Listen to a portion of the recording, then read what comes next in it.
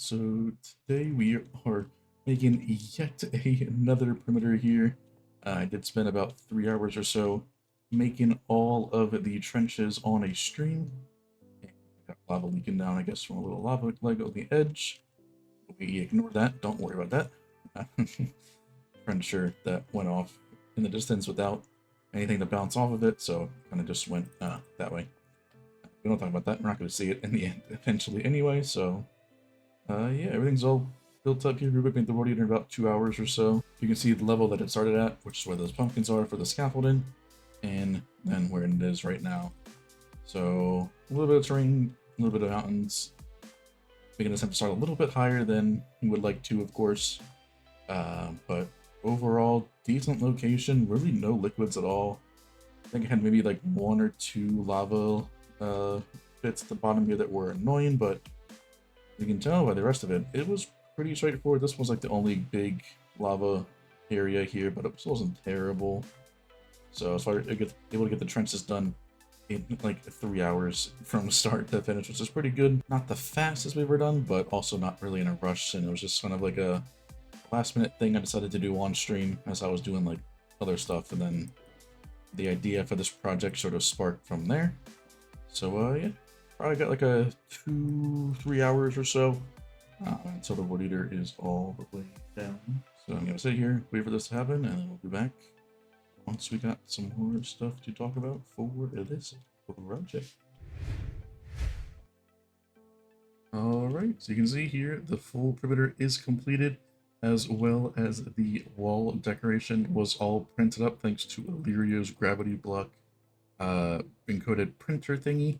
So we use that to get obviously all the decoration there.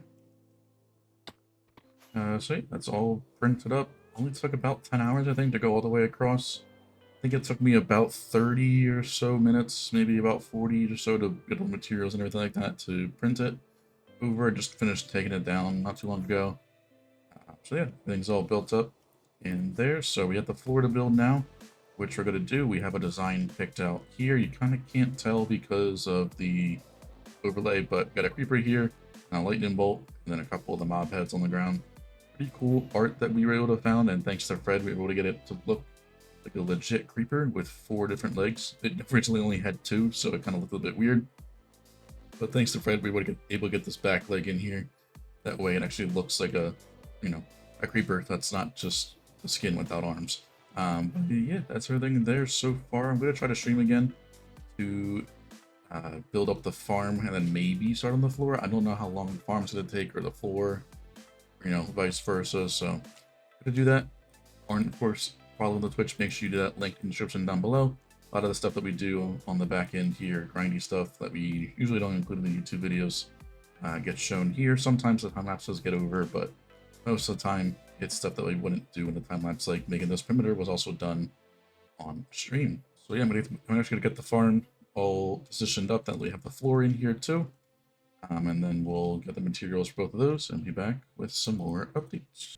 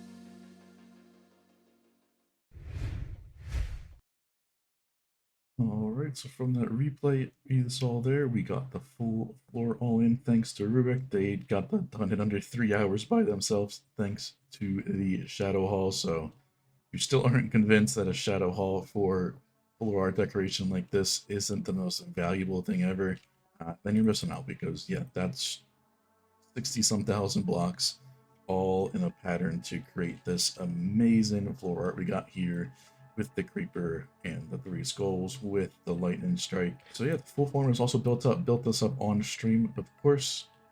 Took about like 2 or so hours to get that fully done. The longest part actually was this water tower because it was just super annoying to make. Despite how simple it looks, it still probably took me about like 30 minutes or so to get all the way up there. All the dust and stuff. And you can kind of see here, we're running into a bit of an issue with our water streams, with the bubble columns and all that stuff. And that squid visual glitch is still in the game, even to this day. But yeah, you can see the center of this perimeter here, if I turn on the biome borders, is inside of a river. Right here, inside of this, is where my water streams are to go up to transfer the items. If I would have checked this, I could have moved it back like 2 blocks or so, and I wouldn't have to worry about this, but now unfortunately I do. So we've got the one solution to do about this, and that's to make a squid switch, which we do have the squid farm perimeter already. If you haven't seen that, be sure to go check that area out.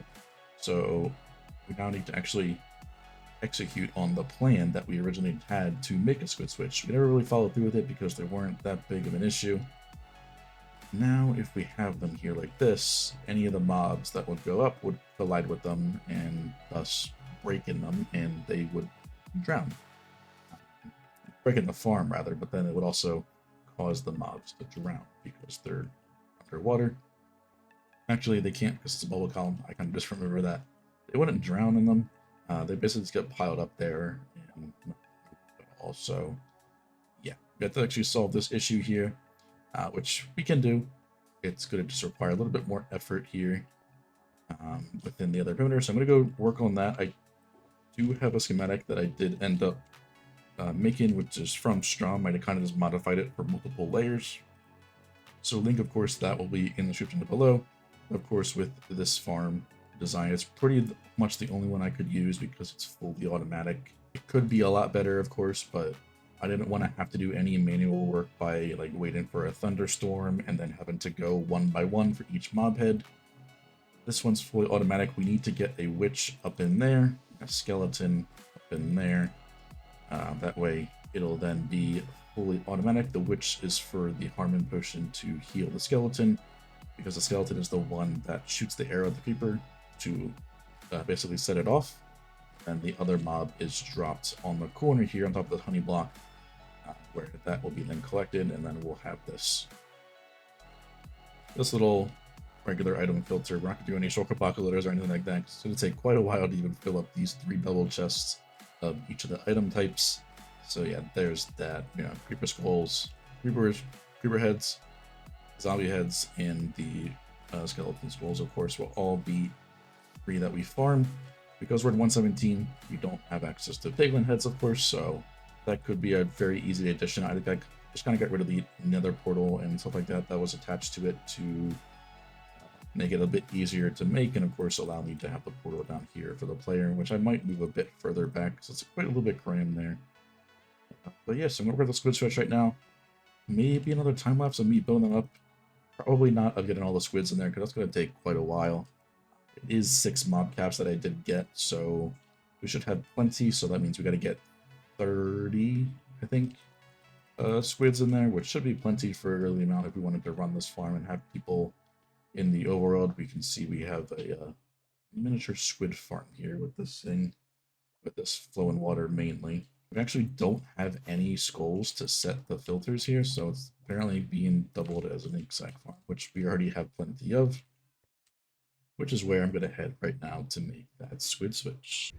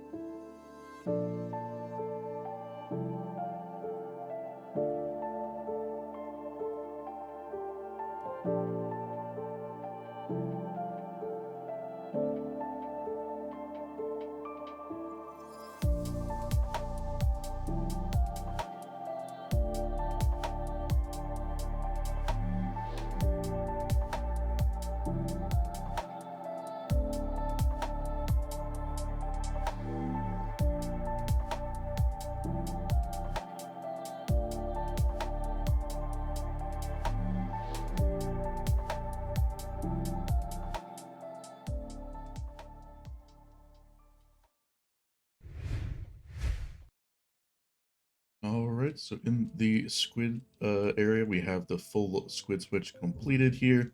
All 3 layers giving us the 30 out of that 15 in the blue right there. That way we can have no squid spawning as the mob cap is filled. Simple design here by Strom because it has to be within the player's area, which means we do need an actual AFK bot here, which isn't too big of a deal. We could probably, lazy load this if we really wanted to, but then we run the risk of not being able to actually, if the server goes down or whatnot, and we forget to turn this off or the server crashes, all the squids will despawn when we reload this area, unfortunately. So we can't necessarily go with that as of right now. So the safer option is just to have a player all the time. It's in a perimeter. I mean, it's not a full render distance one, but it's not too bad overall. There's no villages or whatnot that would cause extra lag in this area, and there's also no way to like fully get it automatically. So I had to make another one over here. I probably could have just modified that one there, but then I would have to get rid of this every single time. We just have them funneled into 4 different areas. Squids don't really like water, so they'll pathfind however they see fit. Let me go over there. So yeah, unfortunately it's not like fully automatic to get all the squids in minecarts, then store them. So this is going to probably just stay here like this if we ever need to expand it or for some reason add more of them. So yeah, simple lever right here will go back and forth. That will then send the minecarts back up here where they will pick them up and store them in the waterlogged rails so that they don't suffocate out of water. So in here they're clipping this waterlogged slab up here. So yeah, now we're just waiting for a thunderstorm to get this farm to actually work. I turned the mob switch off for a little bit to get a couple of the mobs in here, as if they're in minecarts they will stay there regardless of that. There's a bit of a weird thing with this farm. I wanted to use a different one that just came out recently as of recording this last clip by I Hate Fallen Blocks, but it does use a wither, and the wither cage is not really reliable, especially upon reloading. Otherwise, I definitely would have made that one instead of this, as we have a lot of copper minecarts here that are, or regular minecarts here that are very empty. You can see the difference in height for the same amount of minecarts. Don't know what happened there, but I tried to clear out as much as I could, but it looks like because there's the honey block here, they can actually see through this. Skeletons will just start shooting, and they will start breaking minecarts or killing mobs. So I got them all out of the creeper area, so we always have a guaranteed creeper. We might just not have a guaranteed mob hit for the first time running this, and I don't think we're going to run it more than that anyway, so I'm just going to sit here and wait for it. We have the bed bot stop and, had them stop doing anything. That way we actually get the weather cycle to go. There needs to be a better way for this to happen. I mean, I think I have seen some people where they have like a thunderstorm detector that's hooked up to the mob switch. That way they can remotely turn it on and off for like other farms or whatnot. That would be very nice here. We just always have a bot just sitting here, but unfortunately that's over my head. But yeah, I'm just gonna be sitting here waiting for a thunderstorm, and we'll cut back once we finally have one.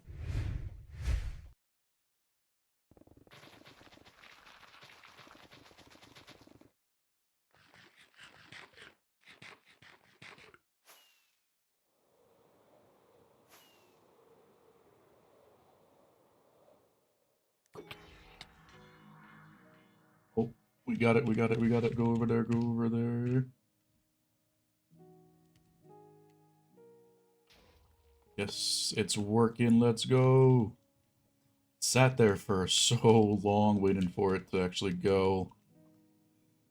And we finally got it working. We got the creeper getting shot, skeleton through this little gap right here. There we go. Everything is all flowing in. We got actually a lot of skeletons first. We must have gotten a lot of those first in there. I don't think the zombie villagers will drop one. We're getting a lot of skeletons. Can we get something else? Ooh, we got a creeper in both, so we'll get a creeper head. I think because we have the data pack, it might give us... Nope, just regular. Alright, with that zombie there, we got all 3 now. We got the creeper as well as the skeletons and whatnot, so whatever rate they'll flow in, we get that, of course. So hopefully this runs enough to get all of the mobs in. We also have the mob switch turned off, because we did not need that. Where did my...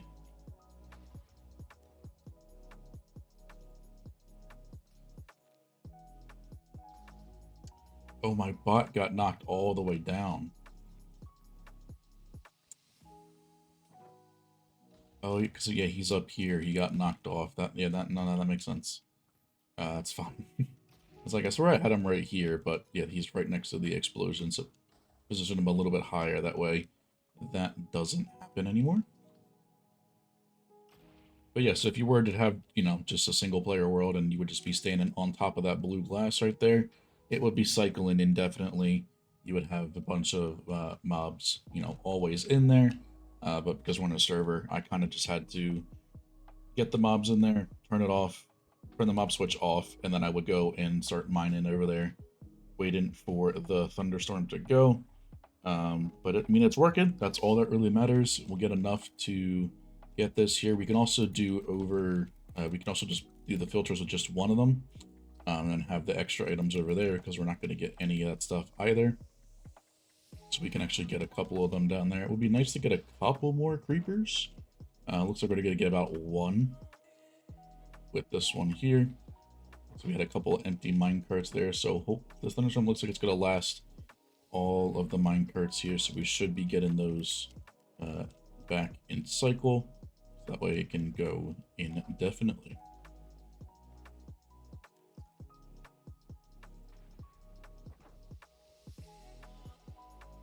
All right, that looks like it's going to be all of them in that time frame there. So we got 4 creeper ones. We should be able to set the filters and get this up and running if we were to run this again, which is highly unlikely. But now we have a way to actually get them if we wanted to do so. Unfortunately, with this, the you know, the skulls and the storms are just so rare. We would have to, if we wanted to really do it, we would need to have a auto thunder detector hooked up to the mob switch wirelessly, and then always turn it off and not while it's there. But yeah, it's going to be quite annoying to run on the server, but a single player world, you could just sit there forever. So yeah, I was just mining over here at one of our current upcoming projects, so we were clearing out an area, but I'm not going to show you too much about it. But that's going to be it for this episode. Everything is all working now. Make sure you like, subscribe, all sorts of things, and I'll see you in the next one.